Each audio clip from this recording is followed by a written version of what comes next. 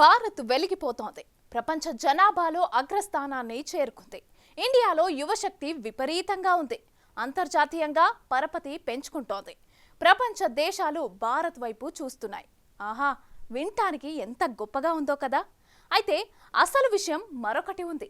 భారత్లో సగటు మనిషి ఆర్థిక సంక్షోభంలో ఇరుక్కుపోయాడు. అప్పులతో జీవితం సాగిస్తూ పొదుపు లేక అల్లాడుతున్నాడు.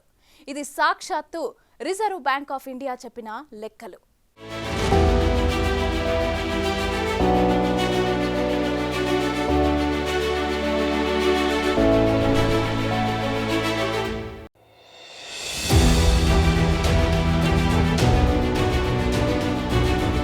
ఖర్చు బారెడు, పొదుపు మూరెడు.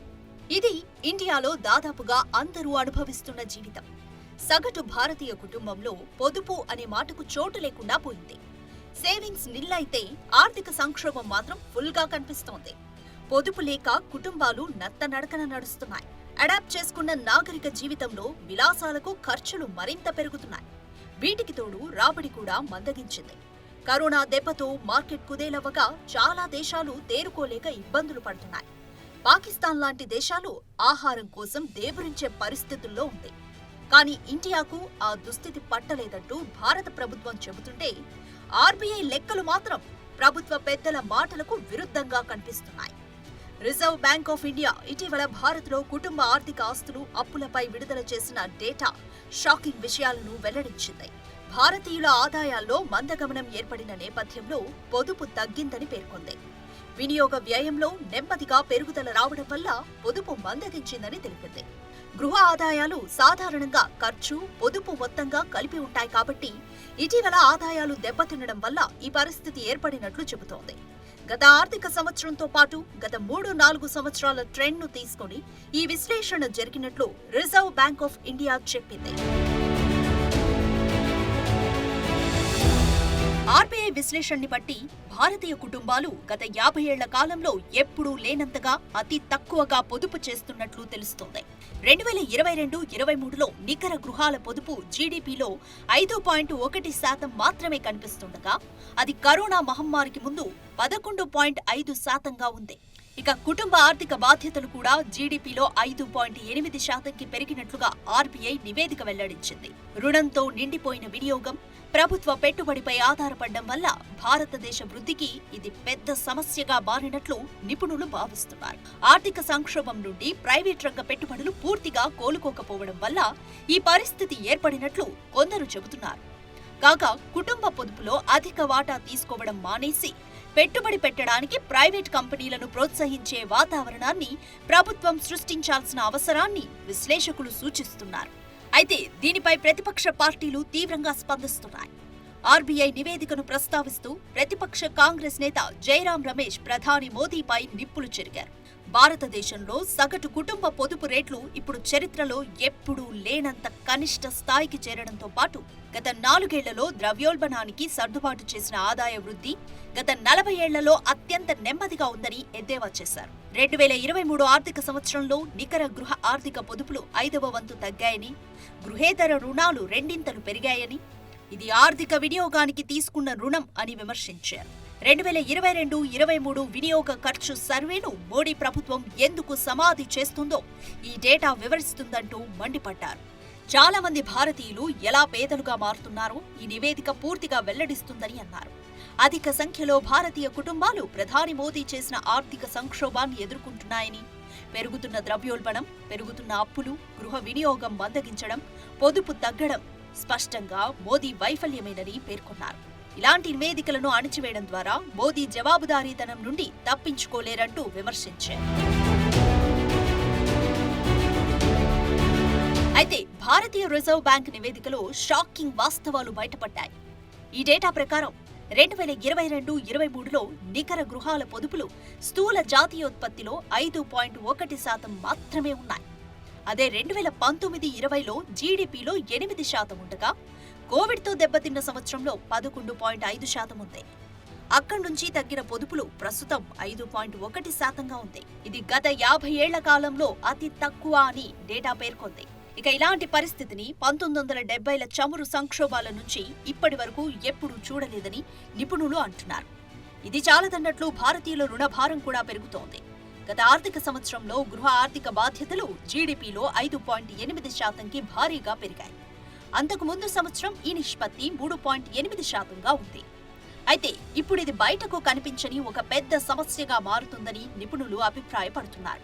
అయితే భారత్ జీడీపీ పెరుగుతుందంటూ ప్రభుత్వం చెబుతున్న లెక్కలు, దాని వృద్ధి వేగం అనేది ఎక్కడి నుంచి వస్తుందో తెలియట్లేదని కొందరు భావిస్తున్నారు. అంతర్జాతీయ ద్రవ్య నిధి అంచనాని బట్టి 2023లో భారతదేశం 6.1% వృద్ధి చెందుతుందని అంచనా వేసింది. వాస్తవానికి ఇది ఇతర పెద్ద ఆర్థిక వ్యవస్థల కంటే వేగంగా కనిపిస్తుంది. కానీ ప్రస్తుత డేటా సూచించేది ఏంటంటే భారతదేశ సంఖ్యలు నిలకడలేనివి. అప్పులతో నిండి ఉన్న కుటుంబ ఖర్చులు, ప్రభుత్వ పెట్టుబడి ద్వారానే దేశాన్ని నడుపుతున్నట్లు నివేదికలు వెల్లడిస్తున్నాయి. అయితే ఇవి రెండూ భారతదేశం కోసం దీర్ఘకాలిక వృద్ధి వ్యూహానికి ఆధారం కాదు అంటున్నాయి నివేదికలు.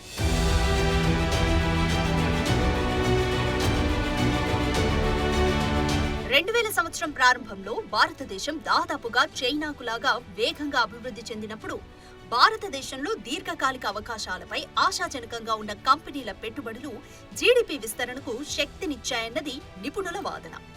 అయితే ఇది మంచి పొదుపు రేటును, దాని ప్రాథమిక లోటును స్థిరంగా తగ్గించిన ప్రభుత్వం ద్రవ్య లోటు, తక్కువ వడ్డీ పొదుపుల ద్వారా సహకారం పొందినట్లు నిపుణులు చెబుతున్నారు. అయితే ఆర్థిక సంక్షోభం వచ్చే సమయానికి ఆ సంఖ్య మిగులులో ఉన్నట్లు తెలుస్తోంది. ఇక 2008 తర్వాత కంపెనీలు కుదేలవడంతో ప్రభుత్వ వ్యయం బాగా తగ్గింది. కాగా సంక్షోభానికి ముందు జీడీపీలో 1.1% మిగులు నుండి తరువాత జీడీపీలో 2.5% ప్రాథమిక లోటుకు చేరుకుంది. దీని ఫలితంగా రెండంకెల వృద్ధిని పొందినట్లు నివేదికలు చెబుతున్నాయి. అయితే అది కొనసాగలేదు. 2010లో చాలా వరకు ప్రభుత్వం మొత్తం వ్యయాన్ని తగ్గించుకుంది. పెట్టుబడికి మాత్రమే అంకితమైన వాటాలో పెరుగుదల, అలాగే ఎక్కువ మంది భారతీయ కుటుంబాలు విలాసాల కోసం ఖర్చు చేయడం ప్రారంభించడం, అధికారిక ఫైనాన్స్ కు ప్రాప్యత పెరగడంతో వినియోగం విజృంభించి ఆర్థిక వ్యవస్థను కొంతకాలం పాటు తిప్పికొట్టిందని విశ్లేషకులు చెబుతున్నారు. అయితే ఇప్పుడు కరోనా అనంతరం ద్రవ్యోల్బణం వాస్తవ గృహ ఆదాయాలను కుదించింది. ఇది ముందుగా ఉన్న ట్రెండ్ను తీవ్రతరం చేసిందనే అభిప్రాయాలున్నాయి. 2010లో స్థూల కుటుంబ పొదుపులు జీడీపీలో 25% కంటే ఎక్కువగా ఉన్నాయి. కాగా అప్పటి నుంచి బాగా క్షీణించినట్లుగా నివేదిక పేర్కొంది. కాగా కుటుంబాలు తమ ఖర్చుల కోసం అప్పులు చేస్తున్నట్లు లెక్కలు చెబుతున్నాయి. ఇక ఇదే సమయంలో కొన్ని సంవత్సరాల నుండి ప్రైవేట్ రంగ పెట్టుబడి పూర్తిగా కోలుకోలేదు. ఈ పరిస్థితుల్లో చైనా పెట్టుబడి రేటు 40% కాగా భారతదేశం 28% నుండి 30% ఉంది. ఇది 2000లో సాధించిన 34% నుండి 36% గరిష్ట రేట్ల కంటే చాలా తక్కువని నివేదిక పేర్కొంది. ఈ తగ్గుదల 2008 నుంచి ప్రైవేట్ కార్పొరేషన్లు చేసిన పెట్టుబడుల్లో పతనానికి కారణమైందని తెలుస్తోంది. కాగా ఈ పతనాన్ని తిప్పికొట్టే ప్రయత్నాలు విజయవంతం కాకపోవడం ఈ పరిస్థితికి దారితీసినట్లు తెలుస్తోంది.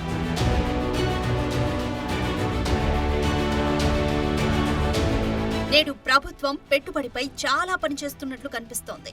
అయితే కంపెనీలు తమ వంతు భారాన్ని తీసుకోవడం లేదు. భారతీయ బ్యాంకులు, ఆర్థిక సంస్థల ద్వారా మంజూరైన మొత్తం ప్రైవేట్ రంగ ప్రాజెక్టులు, ప్రభుత్వ ఆధారిత మౌలిక సదుపాయాల రంగం మినహాయించగా ప్రస్తుత ప్రభుత్వం 2014లో అధికారం చేపట్టినప్పటి నుంచి కేవలం 1.8% మాత్రమే వృద్ధి చెందినట్లు తెలుస్తోంది. అదే సమయంలో కుటుంబాలు వినియోగ స్థాయిలను కొనసాగించడానికి అప్పులు చేస్తున్నాయి. కానీ పెరుగుతున్న లోటును తీర్చడానికి ప్రభుత్వం సహకారంతో ప్రజలు ఆదా చేయగలిగేది చాలా తక్కువైంది. ఇక భారతదేశం ఈ పరిస్థితిని దాటి వృద్ధి రేటును కొనసాగించాలంటే ప్రైవేట్ కార్పొరేట్ పెట్టుబడి 2000 సంవత్సరంలో ఉన్న స్థాయిలకు పుంజుకోవాల్సిన అవసరం ఉందని నిపుణులు చెబుతున్నారు. ఇక ఈ నిరంతర మందగమనాన్ని తిప్పికొట్టడానికి 2 అంశాలను సూచిస్తున్నారు. ముందుగా ప్రభుత్వం భారతీయ కుటుంబాల్లో క్షీణిస్తున్న పొదుపులో సింహభాగం తీసుకోవడం మానేయాలి. తద్వారా సంస్థలకు సరసమైన ధరలో ఎక్కువ మూలధనం లభిస్తుంది. రెండవది, భారతదేశంలో పెట్టుబడులు పెట్టడం సురక్షితం అని ప్రైవేటు కంపెనీలకు భరోసా ఇవ్వాలని నిపుణులు చెబుతున్నారు.